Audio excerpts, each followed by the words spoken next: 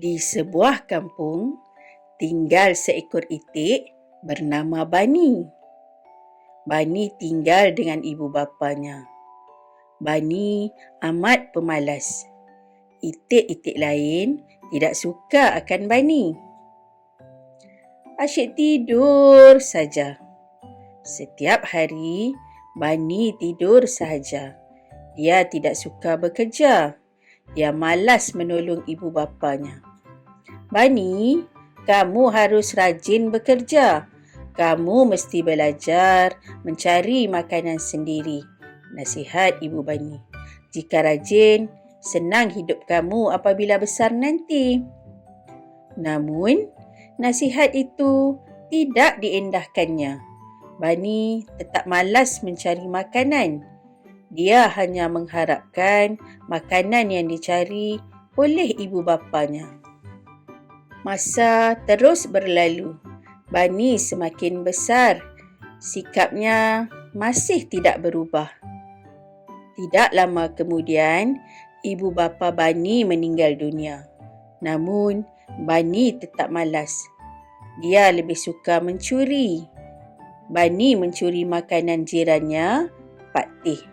Akhirnya, Pak Tih tahu akan perbuatan Bani. Dia sangat marah. Dia telah menyuruk makanannya.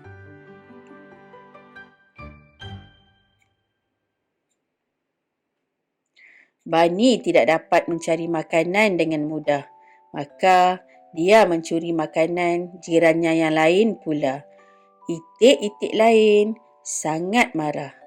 Setiap hari, makanan mereka akan dicuri oleh Bani. Sudah hilang? Siapa yang curi? Penduduk kampung tidak tahan lagi dengan perangai Bani. Mereka berjumpa dengan Tok Penghulu. Selepas berbincang, Tok Penghulu pergi ke rumah Bani. Perbuatan kamu ini salah, Bani.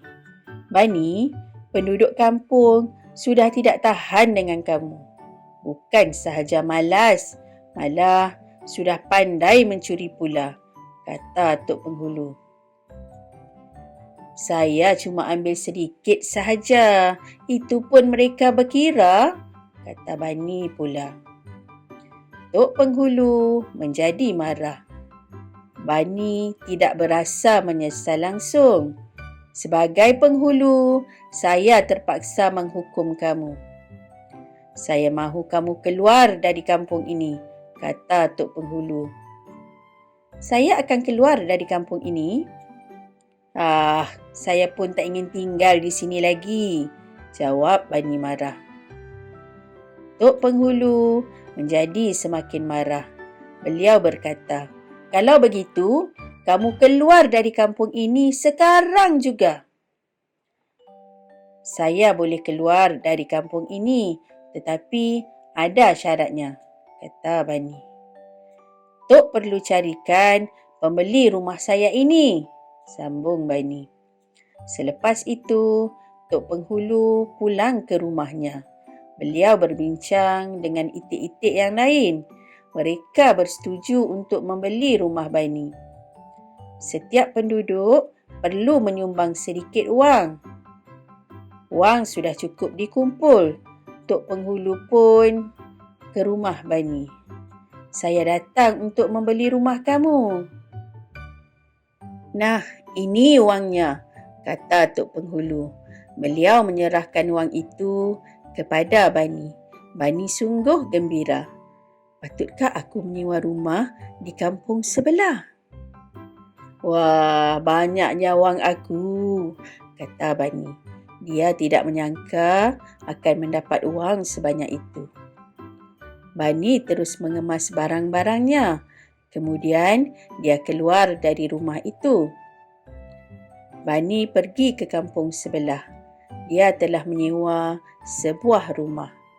Rumah itu sangat cantik. Bani juga mengupah pembantu rumah. Tuan, jemput minum.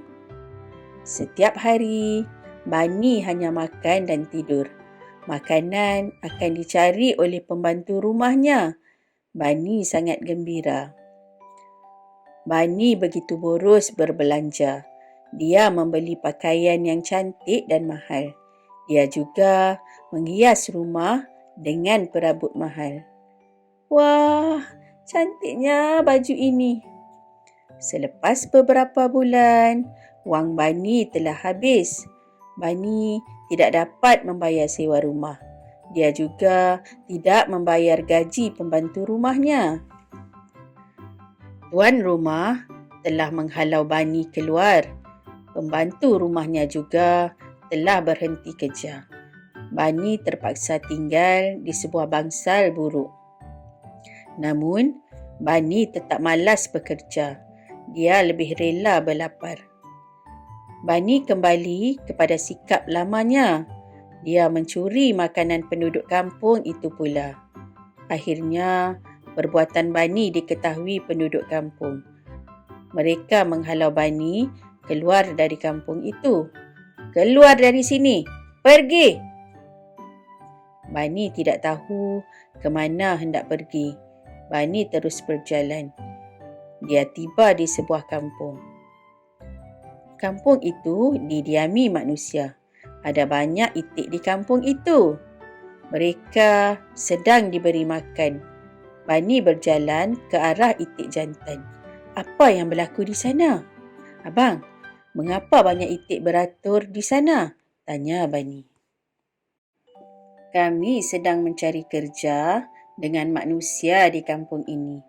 Kita akan diberi makan dan tempat tinggal, kata itik jantan itu. Bani seronok mendengar kata-kata itik jantan itu. Kerjanya apa, abang?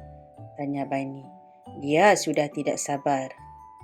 Oh, kerjanya senang sahaja. Itik-itik jantan perlu menjaga itik-itik betina sehingga bertelur. Jawab itik jantan itu. Memang senang kerjanya, kata Bani. Bani turut beratur. Dia mendapat kerja itu. Kemudian, Bani dihantar ke sebuah ladang. Ladang itu di hujung kampung. Saya juga mahu memohon kerja ini. Rumah baharu Bani agak sempit. Bani perlu berhimpit dengan itik-itik lain. Walaupun tidak selesa, Bani tetap bersabar. Dia akan diberi makan setiap hari. Aku mesti terus bersabar. Semakin lama, Bani semakin selesa tinggal di rumah itu. Senangnya hidup aku kini, kata Bani dalam hati. Namun, sikap Bani masih tidak berubah. Dia malas menjaga itik-itik betina. Setiap hari, selepas makan, Bani akan ke ladang bersama-sama itik jantan yang lain. Kemudian, Bani akan bersembunyi di dalam semak. Dia akan tidur di situ. Begitulah rutin Bani setiap hari. Tuan Bani akan memberi makan pada waktu pagi. Bani akan makan dengan gelojoh. Selepas makan, Bani berasa mengantuk pula. Maka, dia akan tidur di dalam semak hingga petang. Hei, makanlah perlahan-lahan. Bani akan bangun apabila rakan-rakannya berbaris untuk pulang. Apabila tiba di rumah, mereka akan diberi makan sekali lagi. Bani sungguh gembira dengan rutin ini. Badan Bani juga semakin gemuk. Bani, badan kamu nampak semakin gemuk. Pada suatu hari, kawan Bani ternampak Bani tidur di dalam semak. Mereka terus mengejutkan Bani. Ish, jangan kacaulah. Saya hendak tidur, kata Bani marah. Mereka hanya menggelengkan kepala. Kini barulah mereka tahu perangai Bani yang sebenar. Pada suatu hari, selepas makan, mereka tidak dilepaskan ke ladang. Pemilik ladang datang dengan kawannya. "Kita pilih seekor yang paling gemuk," kata pemilik ladang itu. Semua itik berasa takut. Bani pula terus tidur kerana kekenyangan. "Masukkannya ke dalam kotak." Itu dia," kata kawan pemilik ladang itu. Dia terus menangkap Bani. Bani dimasukkan ke dalam kotak. Sejak hari itu, tiada sesiapa nampak Bani lagi.